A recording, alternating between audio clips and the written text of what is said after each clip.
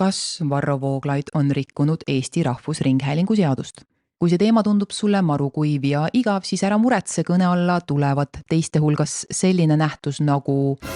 Ja Varro enda sõnade järgi oleks siin pilti tulnud ka üks ema lava peal, kes loobib oma lapsi nii, et koljuluu võiks katki minna. Mingi lapsi loobitakse mööda lava ringi, imikuid vastsündinud koljuga vastu põrandat latakina. Ja Varro sõnade järgi tulevad siin pilti ka seksuaalse käitumise üksikasjad. Ega seksuaalse käitumise üksikasju. Täpselt. Aga päriselt seda juhtu, päriselt selle video sisu kedagi märjaks ajada ei saa, sellepärast tegelikult on kõik see, mis nüüd toimub hetkel täiesti absurdne. Tegelikult ei näidatud inimestele ei seksuaalakti imiteerimist, välja arvatud, kui keegi teist tõsimeeli arvab, et see siin on seksuaalse käitumise üksikasjade näitamine.